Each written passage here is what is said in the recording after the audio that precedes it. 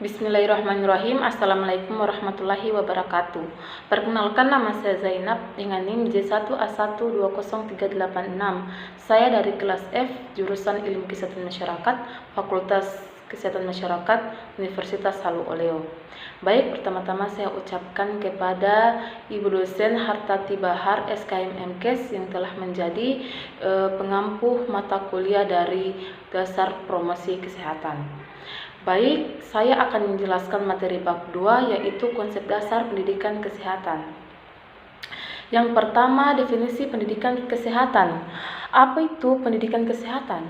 Pendidikan kesehatan adalah proses perubahan perilaku yang dinamis, bukan hanya proses pemindahan dari materi dari individu ke orang lain, dan bukan juga seperangkat prosedur yang akan dilaksanakan ataupun hasil yang akan dicapai. Pada dasarnya, pendidikan kesehatan itu merupakan upaya-upaya terencana untuk mengubah perilaku individu, kelompok, keluarga, ataupun masyarakat. Kemudian kedua itu pentingnya pendidikan kesehatan. Pentingnya pendidikan kesehatan yaitu agar orang mampu menerapkan masalah dan kebutuhan mereka sendiri, mampu memahami apa yang dapat mereka lakukan terhadap masalahnya dengan sumber daya yang ada pada mereka ditambah dengan dukungan dari luar, dan mampu memutuskan kegiatan yang tepat guna untuk meningkatkan taraf hidup mereka. Kemudian ketiga, tujuan pendidikan kesehatan. Yang pertama itu tujuan kaitannya dengan batasan sehat. Menurut WHO 1954, bahwa pendidikan kesehatan adalah untuk mengubah perilaku orang atau masyarakat dari perilaku tidak sehat menjadi perilaku sehat. Seperti kita ketahui, bila perilaku tidak sesuai dengan prinsip kesehatan, maka dapat menyebabkan terjadinya gangguan terhadap kesehatan. Kedua itu mengubah perilaku kaitannya dengan budaya. Sikap dan perilaku adalah bagian dari budaya. Kebiasaan, adat istiadat, tata nilai atau norma adalah kebudayaan. Mengubah kebiasaan, apalagi adat kepercayaan yang telah menjadi norma atau nilai di suatu kelompok masyarakat, tidak segampang itu untuk mengubahnya. Hal itu melalui proses yang sangat panjang, karena kebudayaan adalah suatu sikap dan perilaku serta cara berpikir orang yang terjadinya melalui proses belajar. Kemudian ketiga itu sasaran pendidikan kesehatan di Indonesia. Berdasarkan kepada program pembangunan Indonesia, yang pertama adalah masyarakat umum dengan berorientasi pada masyarakat perdesaan.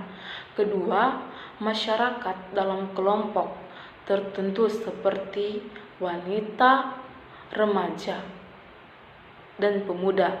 Termaksud dalam kelompok khusus ini adalah kelompok lembaga pendidikan mulai dari TK sampai perguruan tinggi, sekolah agama, swasta maupun negeri.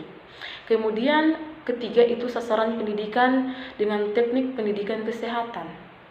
Keempat itu tahap-tahap kegiatan. Yang pertama itu tahap sensitasi. Dalam tahap ini yaitu untuk membutuhkan kesadaran pada masyarakat terhadap adanya hal-hal penting yang berkaitan dengan kesehatan. Kedua itu tahap publikasi. Tahap ini merupakan kelanjutan dari tahap sensitasi yang bertujuan menjelaskan lebih lanjut jenis pelayanan kesehatan di fasilitas pelayanan kesehatan, misalnya itu di puskesmas. Kemudian tahap edukasi. Tahap edukasi itu bertujuan untuk meningkatkan pengetahuan, mengubah sikap, dan mengarahkan perilaku yang diinginkan oleh kegiatan tersebut. Kemudian terakhir yaitu tahap motivasi. Berarti bahwa setelah mengikuti pendidikan kesehatan, individu atau masyarakat mampu mengubah perilaku sehari-harinya sesuai dengan perilaku yang dianjurkan. Kemudian itu keempat, peran pendidikan kesehatan dalam kesehatan masyarakat. Yang pertama, peran pendidikan kesehatan dalam faktor lingkungan. Telah banyak fasilitas kesehatan lingkungan yang dibangun oleh instansi, baik itu pemerintah, swasta, maupun LSM. Banyak pula proyek penggandaan sarana sanitasi lingkungan bangunan untuk masyarakat. Namun, karena perilaku masyarakat, sarana atau fasilitas sanitasi tersebut kurang atau dimanfaatkan dan dipelihara sebagaimana mestinya. Agar sarana sanitasi lingkungan tersebut dimanfaatkan dan dipelihara secara optimal, maka perlu adanya pendidikan kesehatan. Oleh karena itu, baik dalam memperbaiki masalah sosial maupun menangani akibat masalah sosial diperlukan pendidikan kesehatan. Kedua itu peran pendidikan kesehatan dalam faktor perilaku. Pendidikan kesehatan adalah suatu upaya atau kegiatan untuk menciptakan perilaku masyarakat yang kondusif untuk kesehatan. Artinya bahwa pendidikan kesehatan berupaya agar masyarakat menyadari atau mengetahui bagaimana cara memelihara kesehatan mereka, bagaimana menghindari atau mencegah hal-hal yang merugikan kesehatan, bila mana sakit dan kesehatan orang lain. Kesadaran masyarakat di atas disebutkan tingkat kesadaran bahwa pengetahuan masyarakat tentang kesehatan atau disebut dengan melek kesehatan. Pendidikan kesehatan juga penting untuk mencapai perilaku. Jadi kesehatan bukan hanya didasari dan disikapi, melainkan itu dilaksanakan dan dalam kehidupan sehari-hari. Peran pendidikan kesehatan yaitu memperbaiki dalam hal Departemen Kesehatan telah menyediakan fasilitas masyarakat dalam bentuk pusat pelayanan kesehatan. Kemudian itu keempat, peran pendidikan kesehatan dalam faktor hereditas. Orang tua khususnya ibu adalah faktor yang sangat penting dalam mewariskan status kesehatan bagi anak-anak mereka. Orang tua yang sehat dan gizinya baik akan mewariskan kesehatan yang baik pula pada anaknya.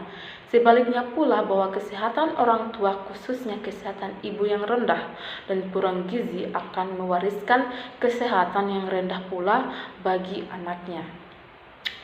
Oleh karena itu, pendidikan kesehatan itu diperlukan pada kelompok ini agar masyarakat atau orang tua menyadari dan melakukan hal-hal yang dapat mewariskan kesehatan yang baik pada keturunan mereka.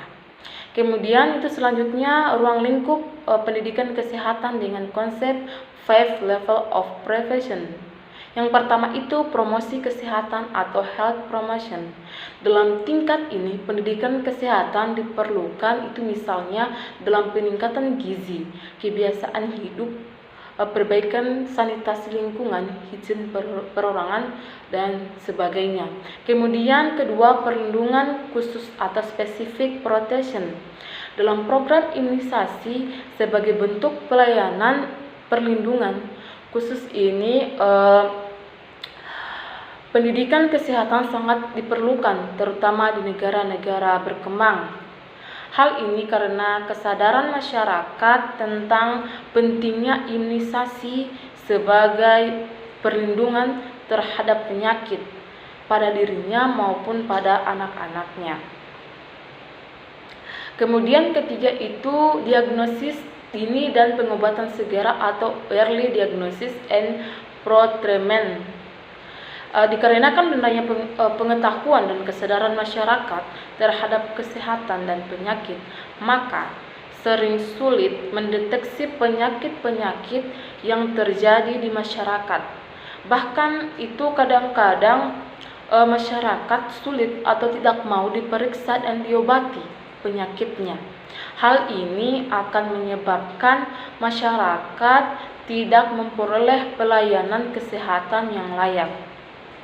Oleh sebab itu, pendidikan kesehatan sangat diperlukan pada tahap ini.